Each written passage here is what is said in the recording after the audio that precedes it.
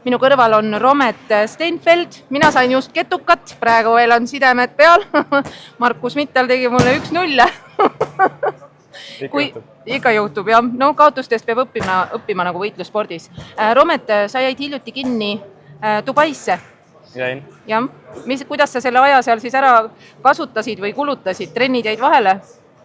No 1-2 päeva jäid, aga tegelikult ma läksingi sinna nagu pooleldi treeninglaagrit ka tegema, et ilusti 4 päeva sain teha 2 trenni päevas, siis tuli sõjaolukord, tegin hotellitoas 2 trenni, õnneks oli jõusaal ka olemas, et trenne mul vahele jäänud, vorm on hea ja kõik sujus. Me läheme lapsepõlve tagasi, noorena sina alustasid tegelikult Tai-boksist, täna oled MMA-ni jõudnud.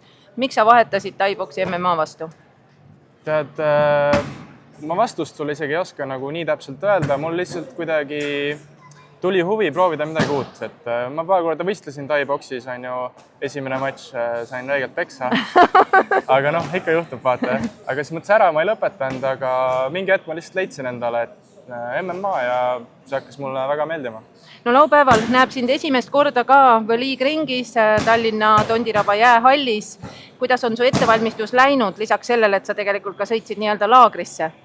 Väga hästi, ma olen siin juba, ütleme, et 2 kuud pühendanud trenni sellele faidile. Ütleks, et elu parim vorm. Aasta aega tagasi olid mul Balti meistrivõistlused, seal oli mul elu parim vorm ja mul on tunne, et seekord ma tegin selle üle. Kellega sa treenid, kellele sa täna ütleks aitäh, et vot mehed, teie aitasite mul siia elu parimasse vormi saada? Kindlasti mu treener Valla Annus, väga suur abi. Treeningpartneritest Markus, Nikolaidis, Mattias Lehtsaar, praegu Austraalias eemal Hendrik Egonjan, kogu tiim aitab. Ma pole 100% kindel, aga kas võib olla, et see on sinu elu esimene intervjuu? Ei ole, ma ikkagi tehakse paar intervjuu. On tehtud sinuga, jah.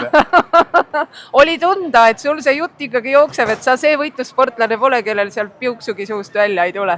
Oled sa muidu ka jutukas oma eraelus? Päris jutukas, jah. Mulle on isegi kooli ajal juba anti märkuseid selle eest, et ma nii palju võiks vaiksemalt võtta. Võiks vaiksemale, jah. Aga tead, minu poolt vaadates on alati lust rääkida inimestega, kes päriselt räägivad ja oskavad selgitada seda, miks ja mida nad teevad. Miks sa oled võitlusspordi juurde nii kauaks jäänud? Seal on lihtsalt midagi minu jaoks, mis on nagu, mis nagu käivitab minus midagi. Et ma ei tea, ma ei oska seda selgitada, ilmselt kõik võitlussportlased teavad, millest ma räägin. Lihtsalt see tunne peale trenni, peale võistlust, isegi kui sa ei taha seda teha hetkes, siis pärast on alati hea tunne, pärast sa tahad alati uuesti teha. Nii et see on ka põhjus, miks ma siin olen ja miks mul juba üle 60 faidi on. Me hoiame sulle pöialt raudset rusikat, elame sulle kaasa ja nüüd ütle sõpradele ja vaenlastele ka. Meil kõigil neid ju on, öeldakse, et sa ei ole eriti tegija, kui sul ühtegi vaenlast ei ole. Mis sa neile ütleks, miks laupäeval peaks tulema kohale? No laupäeval te näete minu parimat vormi, näete, kuidas ma võidan matši, näete väga head show'd ja kindlasti näete Eesti parimat walkouti, aga see on veel saladus.